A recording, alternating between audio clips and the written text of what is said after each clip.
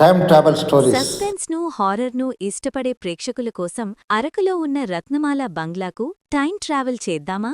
ఆ బంగ్లా మిస్టరీ ఛేదించాలని వెళ్లిన జర్నలిస్ట్ వివేక్కు ఎదురైన అనుభవం ఏమిటి? కథలోకి ట్రావెల్ చేస్తే మీకే తెలుస్తుంది. కథ ఎక్కడా స్కిప్ చేయకుండా వినండి. ఇదే కథకు మరోలా ముగింపు ఉంటే బాగుంటుందని మీరు భావిస్తే కామెంట్ బాక్స్లో ఆ ముగింపు పోస్ట్ చేయండి. కథలోకి ట్రావెల్ చేద్దాం. అరకులోయలోని దట్టమైన అడవుల మధ్య సన్నటి ఘాట్ రోడ్డులో ఆ కారు నెమ్మదిగా కదులుతోంది. బయట ఆకాశం నల్లటి మేఘాలతో నిండిపోయి ఏ క్షణమైనా వర్షం విరుచుకుపడేలా ఉంది. కారు డ్రైవింగ్ సీట్లో ఉన్న వివేక్ స్టీరింగ్ మీద గట్టిగా పట్టుబిగించి ముందున్న మలుపువైపు జాగ్రత్తగా చూస్తున్నాడు. అతని గమ్యం అరకు. అది ఒకప్పుడు రాజసం ఉట్టిపడే బంగ్లా. కాని 20 ఏళ్ల క్రితం అక్కడ నివసించే జమీందారు కుటుంబం రాత్రికి రాత్రే అదృశ్యమయ్యాక ఆ బంగ్లా చుట్టూ అనేక పుకార్లు అల్లుకున్నాయి. ఒక జర్నలిస్టుగా ఆ మిస్టరీ వెనుక ఉన్న అసలు నిజాన్ని వెలికితీయడానికే కారు ఒక పెద్ద ఇనుపగేటు ముందు ఆగింది. గేటు తుప్పుపట్టి దానిమీద రత్నమాళ అనే పేరు సగం చెరిగిపోయి ఉంది. వివేక్ కారు దిగి చుట్టూ చూశాడు. గాలిలో ఒక రకమైన చల్లదనం, నిశ్శబ్దం ఆవరించి ఉన్నాయి. గేటును తోస్తుంటే ఒక విధమైన విచిత్ర ధ్వని భయానకంగా వినిపించింది. గేటు నెట్టుకుంటూ లోపలికి వెళ్లగానే ఇంటి వరండాలో ఒక ముసలి వ్యక్తి లాంటరు పట్టుకొని నిలబడి ఉన్నాడు. అతని ముఖం నిండా ముడతలు, కళ్లలో ఏదో తెలియని బెదురు స్పష్టంగా కనిపిస్తున్నాయి. అతనే రంగయ్య, ఆ బంగ్లా కాపలాదారు. రండి బాబూ, మీకోసమే చూస్తున్నాను అంటూ రంగయ్య దగ్గుతూ ఆహ్వానించాడు. అతని గొంతు గరగరలాడుతూ ఆ పాడుబడ్డ ఇంట్లో ప్రతిధ్వనించుంది. వివేక్ తన బ్యాగును భుజానికి తగిలించుకొని లోపలికి అడుగుపెట్టాడు. హాలంతా దుమ్మువాసన, పాతకాలపు ఫర్నీచర్, గోడలకు వేలాడుతున్న సాలెగోళ్లు. అది మనుషులు సంచరించే ప్రదేశంలా లేదు. రంగయ్య వివేక్ను పై అంతస్తులో ఉన్న ఒక గదికి తీసుకువెళ్లాడు. బాబూ, ఈ గదిని నిన్ననే శుభ్రం చేశాను. మీకు కావాల్సిన భోజనం క్రింద డైనింగ్ టేబుల్ మీద ఉంచాను అని చెప్పి వెళ్లబోతుండగా ఆగి వెనక్కి తిరిగాడు. అతని కళ్లలో ఇప్పుడు సీరియస్ లుక్ ఉంది. బాబూ, ఒక విషయం గుర్తుంచుకోండి. రాత్రి 10 గంటల తర్వాత మీ గది తలుపులు వేసుకొని పడుకోండి. ఎట్టి పరిస్థితుల్లోనూ గది దాటి బయటకు రావద్దు. ఈ బంగ్లాలో రాత్రిపూట గాలి బాగోదు అని హెచ్చరించాడు. వివేక్ చిన్నగా నవ్వి, నేను దెయ్యాలను నమ్మను రంగయ్యా, నేను వచ్చింది నా పనిమీద అన్నాడు. రంగయ్య ఏం మాట్లాడకుండా విచిత్రంగా చూసి వెళ్ళిపోయాడు. రాత్రి 11 గంటలు. బయట వర్షం జోరుగా కురుస్తోంది.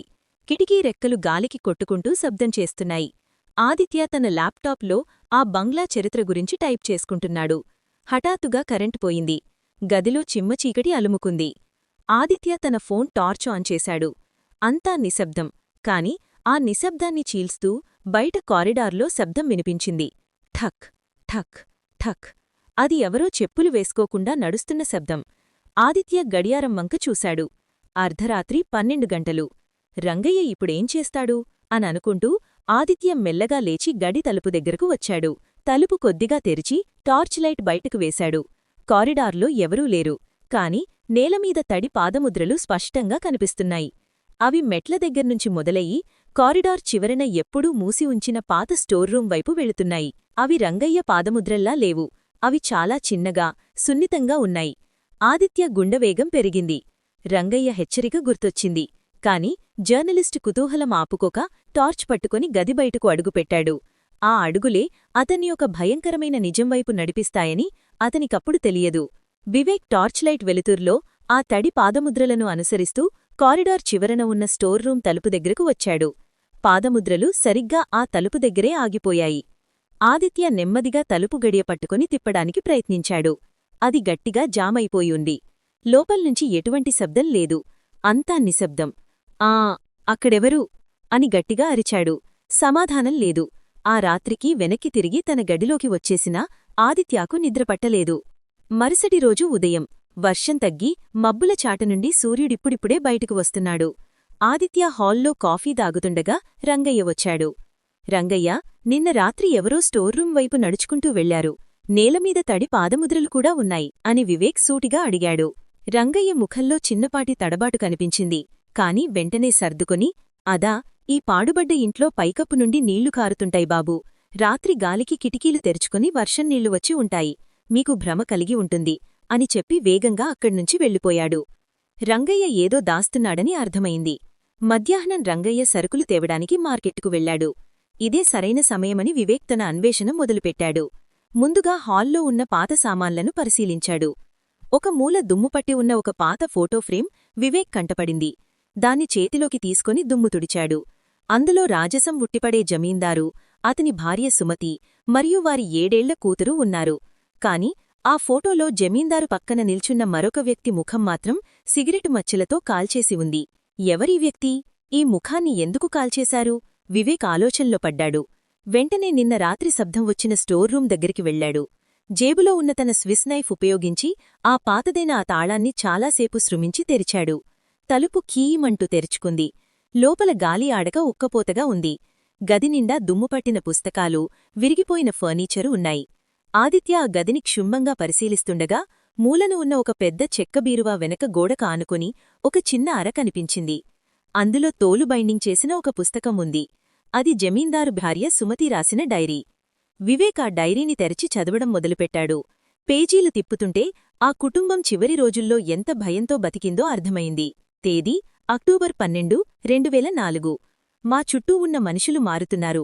ఈ ఆస్తిమీద కన్నేసినవారు బయట ఎక్కడో లేరు, మా ఇంట్లోనే. ఈ రోజు రాత్రి నాకేదో కీడు జరుగుతుందనిపిస్తోంది. నా భర్త నమ్ముతున్న ఆ వ్యక్తి పాములాగా మా నీడలోనే ఉన్నాడు. వివేక్ వేగంగా చివరి పేజీకి వచ్చాడు. అక్కడ అక్షరాలు వణుకుతున్న చేతితో రాసినట్టు ఉన్నాయి. వాడు మా నమ్మకాన్ని వాడుకున్నాడు. ఈ రోజు వాడు మమ్మల్ని చంపడానికి ప్లాన్ వేశాడు. వాడి ముఖంమీద ఉన్న ఆ మచ్చ వాడు మరెవరో కాదు. ఆ పేరు చదివేలోపే ఆదిత్యాకు తన మెడ వెనుక వేడి గాలి తగిలింది.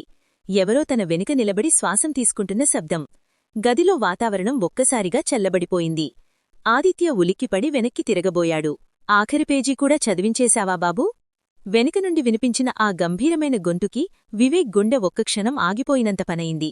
చేతిలో ఉన్న డైరీని అలాగే పట్టుకుని మెరుపు వేగంతో వెనక్కి తిరిగాడు. గుమ్మం దగ్గర రంగయ్య నిలబడి ఉన్నాడు. కాని నిన్నటి అమాయకత్వం అతని ముఖంలో ఇప్పుడ్లేదు. అతని కళ్ళు నిప్పురవ్వల్లా మండుతున్నాయి. చేతిలో పదునైన కత్తి పట్టుకుని ఉన్నాడు. నువ్వే కదా ఆ ఫోటోలో ముఖంలేని వ్యక్తి? నువ్వే కదా?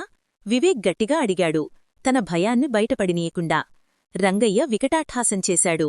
ఆ నవ్వు ఆ పాడుబడ్డ బంగ్లా గోడల మధ్య భయానకంగా ప్రతిధ్వనించింది. అవును, నేనే. అందరూ నన్ను ఈ బంగ్లా కాపలాదారు అనుకుంటారు. కాని నేను జమీందారుకు దూరపు బంధువుని. వాడి ఆస్తిమీద నాకున్న హక్కును వాడు కాదన్నాడు. అందుకే 20 ఏళ్ల క్రితం ఇదే గదిలో రంగయ్య కత్తిని గట్టిగా పట్టుకుని ముందుకడుగు వేశాడు. వాళ్లందర్నీ చంపి రాత్రికి రాత్రే మాయం చేశానని పుకారు పుట్టించాను. ఆ ఫోటోలో నా ముఖాన్ని కాల్చేసింది కూడా నేనే. ఎవరూ నన్ను గుర్తుపట్టకూడదని ఇన్నాళ్లూ ఈ ముఖం మార్చుకొని ఈ ఇంటికి కాపలా కుక్కలా పడి ఉన్నాను. మరి నిన్న రాత్రి ఆ పాదముద్రలు? వివేక్ సందేహాన్ని వెలిబుచ్చాడు. రంగయ్య ముఖంలో ఆశ్చర్యం కనిపించింది. పాదముద్రలా? నిన్న రాత్రి నేను నా గదిలోనే ఉన్నాను, తాగిపడిపోయాను అని చెప్పాడు. అయినా ఇప్పుడదంతా అనవసరం. వాళ్లకి పట్టిపి గతే నీకు పట్టబోతోంది అంటూ రంగయ్య వివేక్ మీదకు కత్తితో దూకాడు. వివేక్ అప్రమత్తమయ్యాడు. రంగయ్య కత్తివేటు వేసేలోపే పక్కకు తప్పుకొని చేతిలో ఉన్న బరువైన డైరీతో రంగయ్య ముఖం మీద బలంగా కొట్టాడు. రంగయ్య తూలి కిందపడ్డాడు. కాని వెంటనే తేరుకొని వివేక్ కాలు పట్టుకుని లాగాడు. వివేక్ కిందపడ్డాడు. ఇద్దరి మధ్య పెనుగులాట జరిగింది. రంగయ్య వయసులో పెద్దవాడైనా అతనిలో ఉన్న క్రూరత్వం అతనికి రాక్షస బలాన్నిచ్చింది. ఆదిత్య మెడను రంగయ్య గట్టిగా నులమడం మొదలుపెట్టాడు. ఆదిత్యాకు ఊపిరి ఆడటంలేదు. కళ్ళు మసకబారుతున్నాయి. అప్పుడే గదిమూల నుండి ఒక ఇనుపరాడు వివేక్ కంటపడింది. తన శక్తినంతా కూడదీసుకుని చేతిని చాచి ఆ రాడ్ను అందుకున్నాడు. ఒక్క ఉదుటున రంగయ్య తలమీద బలంగా మోదాడు. అమ్మో అంటూ రంగయ్య కుప్పకూలిపోయాడు. వివేక్ లెంటనే లేచి స్పృహ కోల్పోయిన రంగయ్య చేతులు కాళ్లను అక్కడే ఉన్న పాత పరదలతో గట్టిగా కట్టేశాడు. ఆయాసపడుతూనే కిటికీ దగ్గరకు వెళ్లి అద్దాలను పగలగొట్టి బయట రోడ్డుమీద వెళ్తున్న పోలీస్ పెట్రోలింగ్ వాహనాన్ని చూసి గట్టిగా కేకలు వేశాడు. ఒక గంటి తర్వాత పోలీసులు బంగ్లాను చుట్టుముట్టారు. వివేక్ ఇచ్చిన సమాచారంతో బంగ్లా వెనక ఉన్న ఎండిపోయిన బావిని తవ్వగా 3 అస్థిపంజరాలు బయటపడ్డాయి. జమీందారు, సుమతి మరియు వారి చిన్న కూతురువి అవి. ఇన్స్పెక్టర్ వివేక్ దగ్గరకు వచ్చాడు. చాలా గొప్ప పని చేశారు మిస్టర్ ఆదిత్య. ఇన్నాళ్లుగా దాగి ఉన్న మిస్టరీని ఛేదించారు. ఆ రంగయ్యే హంతకుడని అతను ఒప్పుకున్నాడు. కాని ఒక విషయం మాకర్థం కాలేదు. ఏంటది? వివేక్ అడిగాడు. రంగయ్య నిన్న రాత్రి తన గదిలోనే ఉన్నానని, తాగిపడిపోయానని చెప్పాడు. మరి మిమ్మల్ని ఆ స్టోర్ రూం వరకు నడిపించిన ఆ చిన్న పాదముద్రలు ఎవరివి? ఫొరెన్సిక్ వాళ్లు అవి 7 ఏళ్ల చిన్నపాప పాదముద్రలు అంటున్నారు. వివేక్ ఒక్కసారిగా ఉలిక్కిపడ్డాడు. అతను వెనక్కి తిరిగి బంగ్లా వైపు చూశాడు. పై అంతస్తులో ఆ స్టోర్ రూం కిటికీలో ఒక చిన్న పాప నీడ తన్నే చూస్తూ చెయ్యి ఊపుతున్నట్టు అనిపించింది. మరుక్షణం ఆ నీడ మాయమైపోయింది. వివేక్కు అర్థమైంది. అతనికి దారి చూపించింది ఆదిత్య పరిశోధన కాదు, న్యాయం కోసం ఇన్నాళ్లుగా ఎదురుచూస్తున్న ఆ చిన్నారి ఆత్మ. వివేక్ ఒక దీర్ఘ నిట్టూర్పు విడిచి కారు స్టార్ట్ చేశాడు. రత్నమాళ బంగ్లాలోని చీకటి తొలగిపోయింది. థాంక్స్.